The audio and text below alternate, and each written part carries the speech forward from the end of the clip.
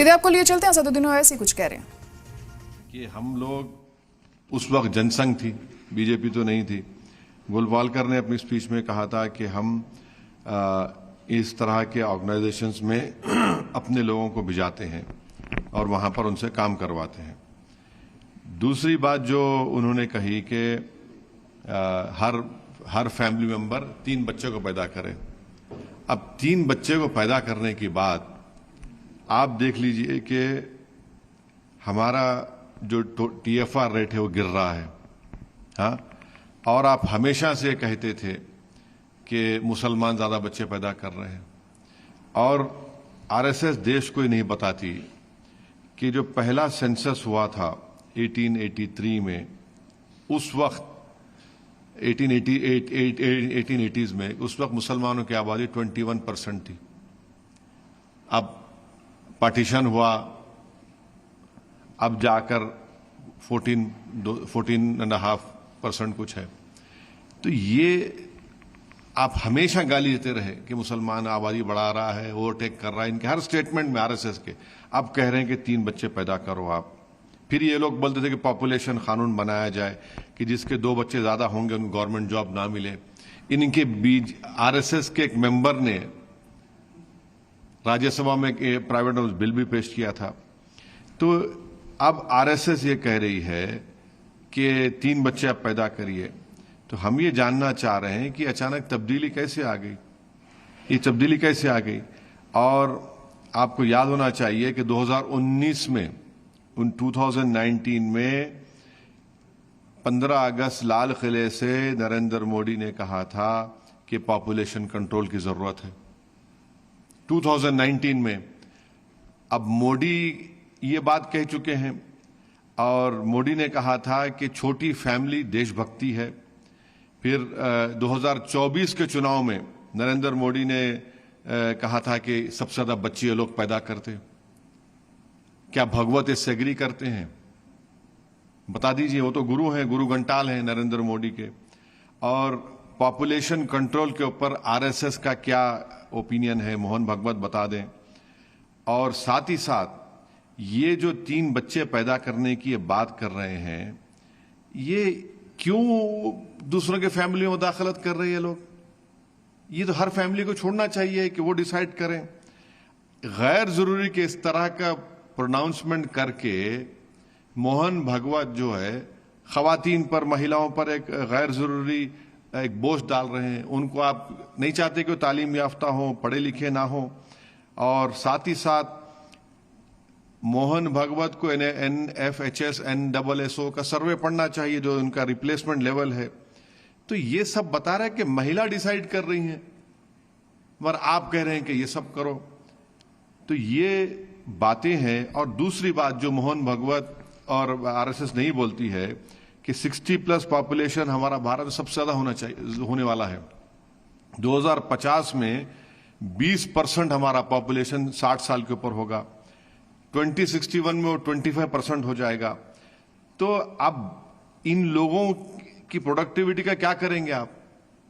और मोहन भागवत देश को गुमराह कर रहे हैं ये कहकर कि जो डेमोग्राफिक डिविडेंड भारत में आज है, हमारे 60% आबादी हमारी यंग है, उसको आप नौकरी देने की बात नहीं कर रहे हैं, उसको प्रोडक्टिव बनाने की बात नहीं कर रहे हैं, उनको कैसे काम पे लगाया जाए, बल्कि आप कह रहे हैं कि 3 बच्चे पैदा करो। तो ये जो RSS की डबल स्पीक की पॉलिसी शुरू से रही है कि गुमराह करो और फिर नफरत पैदा करो, ताकि उनका जो पॉलिटिकल विंग है बीजेपी को उससे फायदा होता रहे। सर, कांग्रेस के उत्तर प्रदेश कांग्रेस के अध्यक्ष हैं, उन्होंने एक बयान दिया है, अजय राय ने, RSS को लेकर कि ये रंडों की फौज है। इस पर आपकी क्या प्रतिक्रिया? नहीं, ये अब वो जो भी जिस किसी पार्टी का नेता इस तरह की बात करता है उनको बोलनी चाहिए। मगर ये बात सच है ना, तो ये लोग ज्यादातर लोग RSS की शादी नहीं करते हैं। अब उनका पर्सनल डिसीजन है, वो उनको जाने, मगर ज्यादातर ये लोग नहीं करते हैं शादी, सिंगल रहते हैं, बैचलर रहते हैं। ये है। और फिर आप ये रहते हुए आप बोल रहे हैं कि आप महिलाओं से कह रहे हैं कि 3 बच्चे पैदा करिए। और आप ये नहीं बता रहे हैं कि भाई 2050 तक हमारी आबादी 2050 में हमारी 60+ लोगों की आबादी 20% हो जाएगी। अब आप देखिए 75 साल की बात तो कर दिए कि ना मैं रिजाइन करूंगा ना किसी को मैंने कहा है।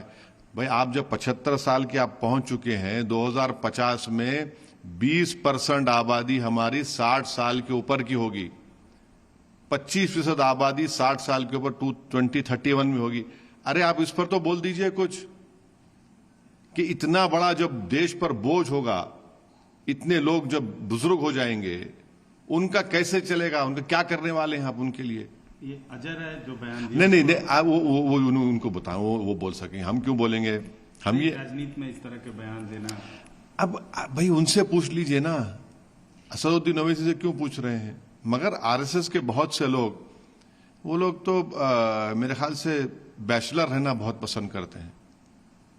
सर महुआ मोइत्रा हैं, उन्होंने एक बयान दिया है गृह मंत्री के बारे में कि उनका सर काट के टेबल पे रख देना चाहिए। किस पस मंजर में दिया उन्होंने कि उसका वो उसमें क्या था, उसको क्यों बोलना पड़ा उनको इस तरह की बात? मेरा मानना यह है कि इस तरह का वो देश के गृह मंत्री हैं, हम सख्त उनके मुखालिफ हैं आइडियोलॉजिकली, और जब तक हम जिंदा रहेंगे उस आइडियोलॉजी के खिलाफ हम लड़ते आए, लड़ते रहेंगे। मगर इस तरह का उन्होंने बयान दिया है तो महुआ मोइत्रा को बताना चाहिए कि वो क्यों इतना गंभीर बयान उन्होंने दिया, इस तरह का बयान दिया। मुझे नहीं मालूम कि इस तरह की बात उनको उन्होंने किस वजह से की, वो बताएंगे खुद। सर एक घटना बिहार में घटी है कि राहुल गांधी के मंच का प्रयोग किया गया है प्रधानमंत्री को अपशब्द और गालियां देने का। इस घटना को आप कैसे देखते? नहीं, अल्फाज का इस्तेमाल जो है अच्छा होना चाहिए। आप इख्तलाफ करिए, आप मुखालिफत करिए, आप जितना हो सके क्रिटिसाइज करिए, कंडेम करिए, मगर अगर आप उस अदब के दायरे से अगर आप निकल जाते हैं तो फिर वो गलत है, वो नहीं होना चाहिए, चाहे किसी की बात हो। आप प्रधानमंत्री को बहुत क्रिटिसाइज करिए, दबा कर क्रिटिसाइज करिए, और कभी कभी लाइटर वेन में कुछ बात कर भी दीजिए, मगर एक बात याद रखिए कि अगर आप उस चीज को, आप उस लाइन को क्रॉस कर रहे हैं तो वो ठीक नहीं है। फिर हम जो हमारी बहस का, गुफ्तगू का, या हमारा जो डिबेट होगा वो बहुत ही गलत और वल्गर किस्म का होगा। अगर कोई दूसरा कर भी रहा है तो ये जरूरी नहीं है कि हम उसका देखा देखी करें। सर जो ये टैरिफ यूएस की तरफ से जो टैरिफ का जो ये बम फोड़ा गया है और उसका असर भी दिखता नजर आ रहा है, इस पर क्या कहेंगे? बहुत असर होने वाला है। 50% हमारे एक्सपोर्ट्स पर असर पड़ने वाला है। 60,000 करोड़ का हमारा मोटर पार्ट्स का जो एक्सपोर्ट है, ज्वेलरी, जेम्स, रेडीमेड गारमेंट्स, ये बुरी तरह मुतासर होने वाले हैं। और अफसोस की बात यह है कि फरवरी में हमारे प्रधानमंत्री यूएस के प्रेसिडेंट डोनाल्ड ट्रंप से मिले थे।